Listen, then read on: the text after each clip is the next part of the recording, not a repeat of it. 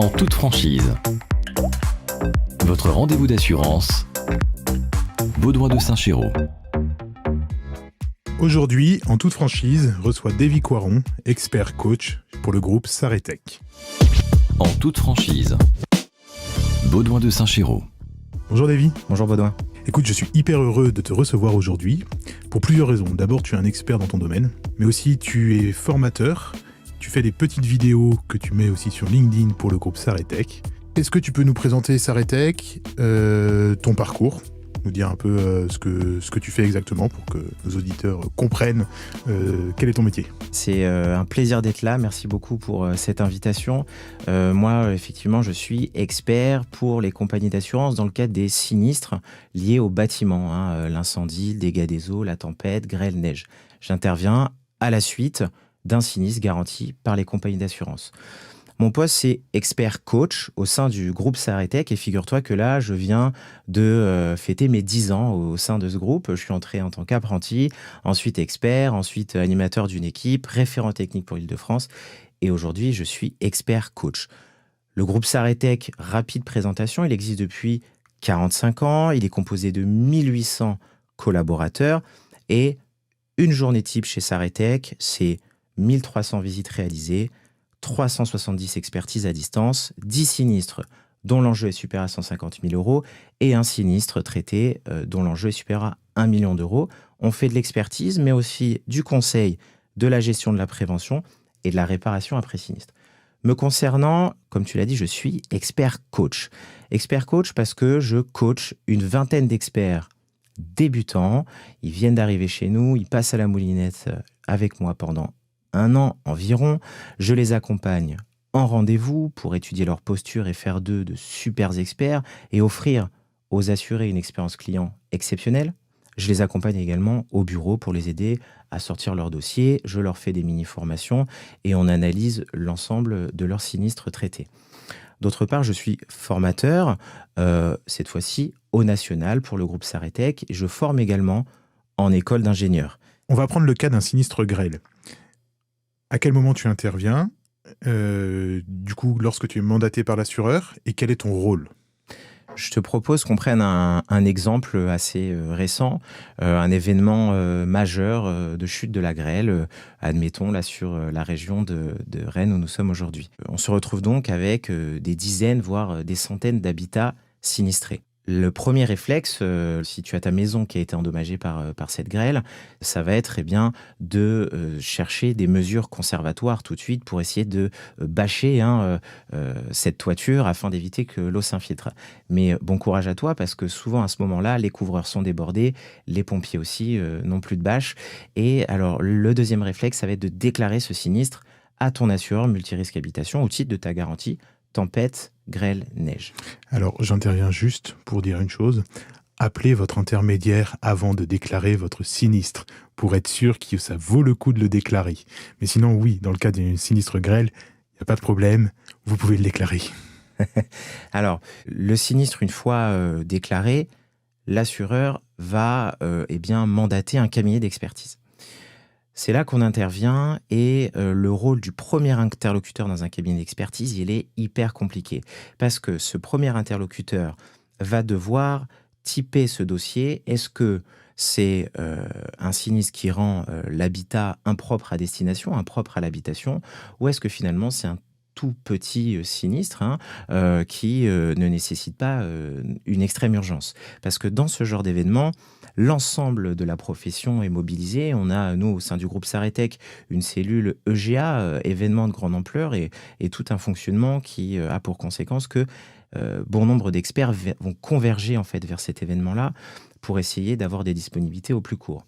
Et là, la difficulté, ça va être de typer les très urgents des moins urgents pour tout de suite aller aider les sinistrés qui en ont le plus besoin. Une fois ce typage fait, et prenons l'exemple tout simplement du très gros sinistre qui est venu complètement, détruire votre toiture, qui est venu complètement détruire le mobilier à l'extérieur, mais également qui a eu pour conséquence que l'eau s'infiltre à l'intérieur. Le cabinet Saretech prend l'ampleur de ce dossier et sous un délai très court, va projeter un expert. Qu'est-ce que tu entends par un délai très court ? Alors, En fonction de l'urgence, on va avoir là des experts qui sont capables d'intervenir dès le lendemain, le surlendemain, sous 3-4 jours au plus en fonction de l'enjeu financier du dossier. Hors événement de grande ampleur, un incendie, on reçoit l'appel le matin, l'expert l'après-midi, il est sur place pour immédiatement prendre les mesures qui s'imposent. Alors, les mesures qui s'imposent dans notre exemple de grêle, ça va être ce qu'on appelle des mesures conservatoires d'urgence, solliciter une entreprise pour venir mettre une bâche, hein, si ce n'est pas déjà fait. Pourquoi pas appeler également une entreprise pour venir nettoyer et assainir l'intérieur, hein, parce que parfois, suite à la chute de grêle, on va avoir par exemple l'isolant qui va se gorger d'eau et venir faire complètement effondrer en plein milieu de votre séjour les faux plafonds, rendant la maison inhabitable. L'expert, lui, va agir sur 2 temps. Le premier, c'est le temps de l'urgence. Qu'est-ce que je fais là, tout de suite, maintenant, pour limiter les pertes immatérielles, pour en fait limiter les frais de relogement? Qu'est-ce que tu entends par perte immatérielle? Voilà, les pertes immatérielles, pour un particulier, ça va être des frais de relogement. Un hôtel, par exemple. Au titre des garanties d'un contrat d'assurance, tout ça est prévu, hein, on a de la perte d'usage, des frais de relogement. Pour un professionnel, on va appeler ça de la perte d'exploitation. Imaginez ce même événement de grêle qui vient complètement fermer et rendre impossible l'activité d'un restaurant, par exemple. La perte d'exploitation qui en découle est conséquente. Donc, l'objectif numéro 1 de l'expert, ça va être de limiter ces frais-là. Une fois que ça c'est fait, que les mesures d'urgence sont prises, ça peut être également demander à la compagnie d'assurance de verser un acompte sur l'indemnité pour permettre à l'assuré de subvenir aux premiers besoins, se racheter des choses, lui permettant de poursuivre sa vie normalement. Une fois que ces mesures d'urgence sont prises, va commencer la constitution de la réclamation. Alors la réclamation de l'assuré, elle va se porter sur plusieurs volets. Il va y avoir d'une part sa réclamation sur les dommages au bâtiment. Donc là, on a sa toiture à reconstruire. On a l'eau qui a coulé à l'intérieur, donc il y a très probablement des faux plafonds à refaire, de l'isolant, de la peinture. Le mobilier a également pu être endommagé en fait à la suite de ce sinistre. Et puis, et ça c'est assez visuel, c'est assez impressionnant, lors de la chute de grêle, vous avez le mobilier extérieur qui se trouve complètement troué et impacté comme un gruyère en fait. Ça c'est assez impressionnant. L'assuré, donc, va formuler sa réclamation auprès de son expert, enfin l'expert de son assurance, qui représente en fait son assureur. Le boulot de l'expert, par la suite, va être d'étudier cette réclamation, d'évaluer le préjudice. Il y a la toiture à reconstruire. Alors, si on a un devis, on s'appuie sur le devis. Si on n'en a pas, évidemment que notre boulot, c'est de chiffrer les dommages. Ça, on sait faire, c'est complètement dans nos compétences. On le fait au quotidien. On évalue le préjudice. À cette étape-là de votre sinistre, il n'y a pas encore l'assureur et la couche de l'assurance qui est passée par là. Pourquoi je parle de ça? Parce que les dommages que vous avez subis et qui formulent votre réclamation, c'est pas forcément précisément ce que va vous indemniser votre assureur. Parce que on intervient au travers d'un contrat d'assurance et là, on vient activer les garanties d'un contrat d'assurance. Reprenons cet exemple de grêle. A priori, votre toiture est complètement détruite et il faut complètement refaire cette toiture. Les assureurs ne sont pas là pour payer la rénovation des maisons. Et effectivement, lors d'un événement de grêle, on avait parfois une toiture qui était ancienne, qui était vétuste, et après l'événement de grêle, on se retrouve avec une toiture parfaitement neuve, et aussi une plus-value immobilière en fait. Le contrat d'assurance, lui, il agit différemment. L'objectif, l'assurance n'ayant pas le droit d'être une source d'enrichissement, le contrat d'assurance va indemniser les conséquences du sinistre et on y applique ce gros mot qu'on appelle la vétusté. Alors, la vétusté, comment ça fonctionne? On va partir de la durée de vie de ce bien endommagé. Donc vous savez que une ardoise a une durée de vie de tant d'années. Et du coup, vous allez demander quand est-ce que les derniers travaux ont été faits, voir un peu l'état de l'ardoise. Est-ce qu'on a le même fonctionnement que par exemple pour une voiture? On sait que pour une voiture, certains propriétaires vont vraiment bien entretenir leur voiture et du coup elle va être quand même en bien meilleur état que d'autres qui vont faire n'importe quoi avec et qui vont avoir une voiture en très mauvais état. Est-ce que vous avez cette même logique-là lorsque vous faites une expertise pour un bâtiment? C'est l'idée en fait. Effectivement, on va axer sur deux facteurs. On a pour ça la compagnie des experts en assurance qui a travaillé sur un barème et un bordereau autour un barème de vétusté en fait sur les toitures. En fonction du type de toiture et de son état d'entretien, on va pouvoir estimer, évaluer la vétusté à appliquer. Et après, on a l'état d'entretien. Mais cette vétusté-là n'est pas contractuelle et c'est là qu'intervient l'appréciation de l'expert. On a des outils pour le faire, mais c'est l'expert qui va juger de cette vétusté.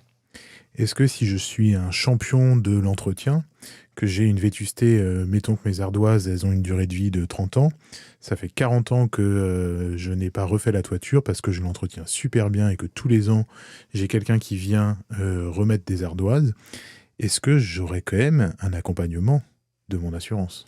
Alors, comme je te le disais, il n'y a pas de vétusté contractuelle sur les dommages immobiliers. Donc, cette toiture qui est parfaitement entretenue, régulièrement remaniée, un petit peu restaurée, démoussée, eh bien, on n'y appliquera pas forcément une vétusté aussi brutale qu'une toiture qui n'a pas été entretenue. Donc là, il n'y a aucun problème là-dessus.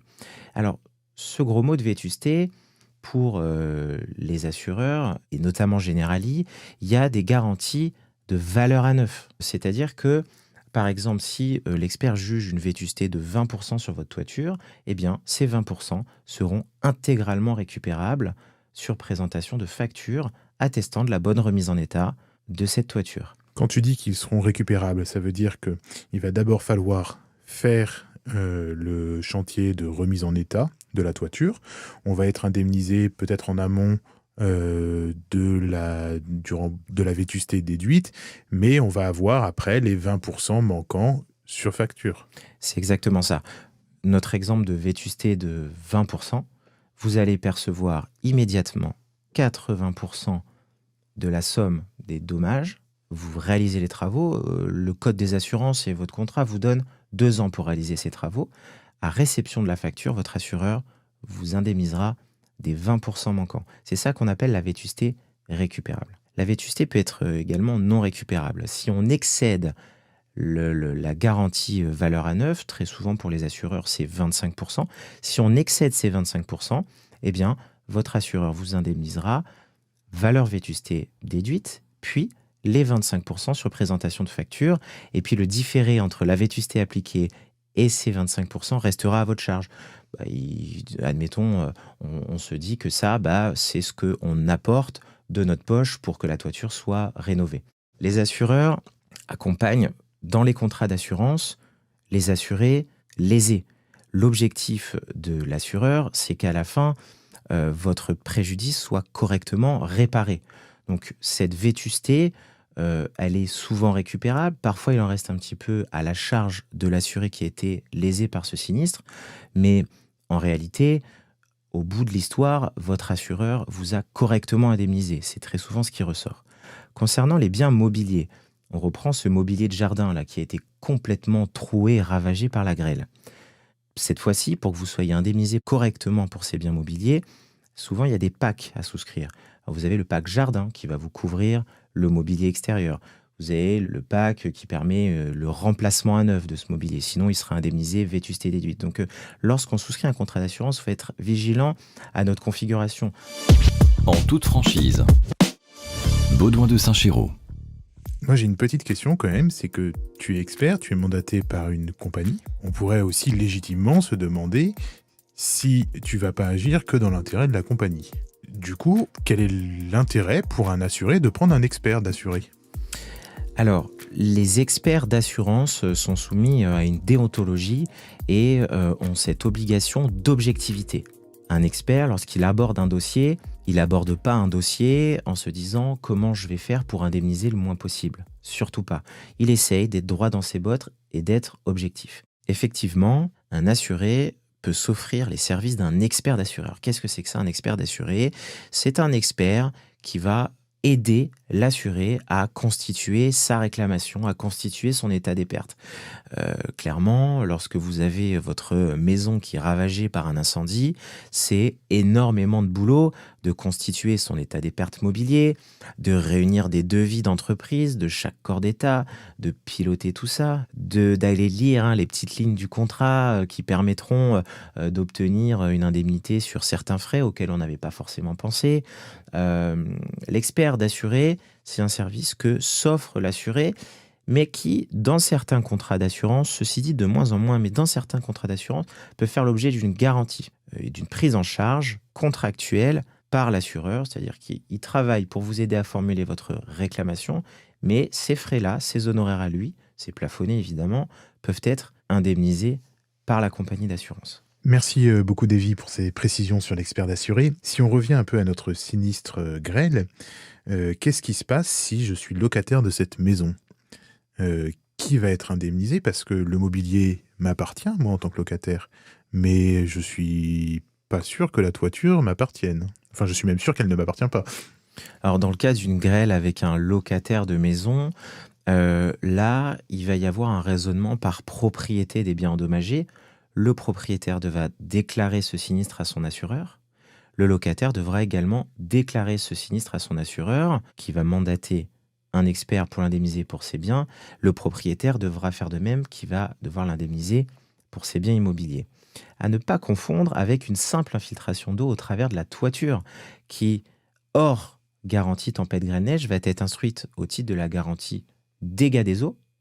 Et cette fois-ci, on a des conventions qui arrivent par-dessus ça. Qu'est-ce que c'est, ces conventions ? Bien, le droit français, comme tu le sais, est très compliqué. Le droit des assurances aussi. Et en fait, on se retrouve avec des complexités, des cumuls d'assurances dans tous les sens.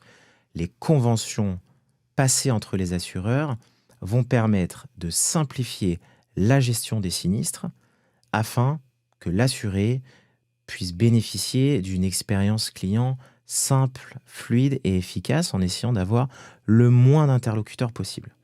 Est-ce que tu peux nous parler du coup de la convention IRSI ? Alors, la convention IRSI, comme tu le disais en introduction, j'ai fait une courte vidéo de 3 minutes pour résumer cette convention. Mais disons que, allez, pour faire encore plus court, elle vient désigner un seul super expert qui va gérer le sinistre pour le compte de tous les assureurs concernés au dossier. Ce super expert, il va dire à l'assureur du locataire, toi tu indemnises le locataire de temps, à l'assureur du propriétaire, tu indemnises le propriétaire de temps, et vous deux, vous allez vous retourner contre l'assureur du responsable. Aujourd'hui, quelle est pour toi la qualité principale que doit avoir l'expert ? Alors, tu sais, Baudouin, au début, quand moi j'ai commencé, lorsqu'on procédait à des entretiens de recrutement, on demandait aux candidats d'avoir 3 qualités principales. Ses connaissances bâtiment, ses connaissances en assurance et ses qualités relationnelles. Et on se disait que si il avait au moins 2 de ces qualités, il était potentiellement recrutable et que la 3e, on lui apprendrait. Aujourd'hui, c'est en train de changer et la qualité principale qu'on recherche chez un expert sont ses qualités relationnelles. Moi, aujourd'hui, en tant qu'expert coach, je mets une énergie de dingue pour que les experts de mon équipe puissent proposer à leurs assurés une expérience client exceptionnelle et laisser derrière lui les problématiques de bâtiment et d'assurance qui finalement, on ne doit pas embêter l'assuré avec ça. Donc aujourd'hui, vraiment, les qualités, c'est des qualités humaines qu'on recherche chez un expert. Je te donne l'exemple d'un incendie. C'est ultra traumatisant, un incendie. Si l'expert débarque sur ce sinistre incendie et qu'il n'a pas ces qualités humaines d'empathie, de compréhension et d'écoute, mais qu'il est très très bon en assurance et très très bon en incendie, c'est pas forcément ce qu'on recherche aujourd'hui. Alors je suis désolé, Davy, mais là moi j'ai, en tant qu'assureur, un petit coup de gueule. C'est que souvent j'ai la pression de mes assurés sur les délais de gestion des sinistres. Je tente de leur expliquer que on ne peut pas pondre un rapport d'expertise comme ça. Est-ce que c'est une vérité ou est-ce que tu me contredis ? En fait, le rapport d'expertise, c'est juste la finalité. C'est pas ça qui prend du temps. Ce qui prend du temps, c'est toute une gestion, la construction d'un état des pertes, la construction d'un chiffrage. On reprend cet exemple de grêle. L'expert, il va se déplacer plutôt très rapidement sur les lieux du sinistre. Ensuite, il va falloir chiffrer et évaluer ce préjudice.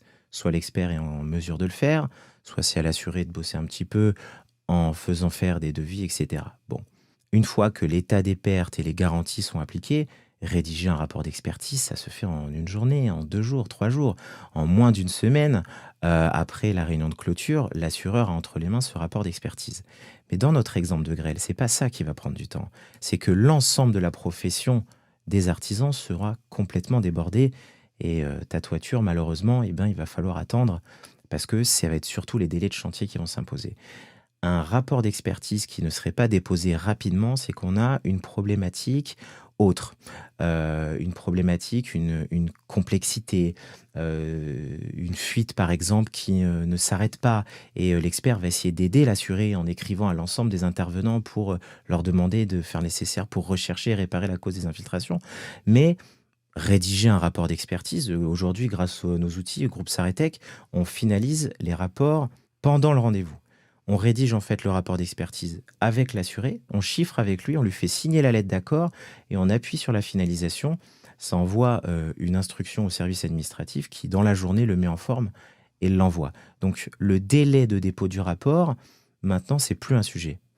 Le sujet, c'est pourquoi il y a des blocages pour la finalisation du dossier de manière générale. Donc c'est ce qui va expliquer aussi que dans le cas d'un restaurant, on va parler de la perte d'exploitation. Aujourd'hui, les pertes d'exploitation, elles sont au minimum de 12 mois sur les garanties des contrats. Personnellement, j'aime pas assurer un restaurant avec une perte d'exploitation inférieure à 18 mois. Oui, je comprends. Alors, je repense à un incendie d'un resto là, que j'ai fait en région parisienne. Je suis intervenu le lendemain, les gravats partout, le patron qui était complètement perdu. Même en allant très vite, il y a des délais incompressibles. On va d'abord lancer une décontamination, on va ensuite étudier des devis, chiffrer, produire un rapport. L'assureur aussi a son petit délai d'indemnisation. Même en allant très vite sur les dossiers, eh bien, parfois, on a des problématiques incompressibles, et notamment en ce moment, sur la fourniture des matériaux, par exemple. C'est des délais à n'en plus finir. Est-ce que ça peut avoir un impact sur ton chiffrage? Parce que tu as chiffré un sinistre sur la valeur des matériaux aujourd'hui. Lorsque le client va reconstruire sa maison, les matériaux auront peut-être évolué. Il aura peut-être une facture différente de son devis initial. Le sujet, c'est d'être le plus juste possible lorsqu'on chiffre. Effectivement, si entre le moment où il y a eu le chiffrage arrêté et la bonne réalisation des travaux, il y a eu des augmentations mécaniques des prix de fourniture, par exemple du parquet, des menuiseries. En ce moment, c'est vraiment la filière bois qui a complètement explosé en termes de prix. Bien, ça peut arriver. Et là, l'expert n'est pas borné à ça. On peut reprendre l'instruction d'un dossier. Le délai biennal de prescription. Donc pendant 2 ans, un sinistre peut être réouvert pour aggravation, mais également moyennant de bonnes justifications, parce que là, la situation mondiale actuelle a bon dos aussi pour plein de sujets. L'expert doit être vigilant à ça, mais on n'est pas borné là-dessus. Il n'y a aucun problème à venir faire évoluer notre chiffrage en fonction de la situation. Merci beaucoup, Davy, pour toutes ces précisions. Je te remercie d'être venu de Paris pour nous rencontrer. Tout le plaisir est pour moi, Baudouin. À travers cette interview de Davy Coiron, vous avez pu voir quel était le rôle d'un expert dans le cadre de la gestion d'un sinistre. Dans les prochains épisodes de En toute franchise, nous verrons le déroulé étape par étape d'un sinistre, mais également pourquoi utiliser un garage agréé et enfin, qu'est-ce que vous risquez si vous faites une fraude à l'assurance? Quel est le risque au niveau de votre contrat? Vous souhaitez qu'un sujet soit abordé? Vous voulez être mis en relation avec un expert?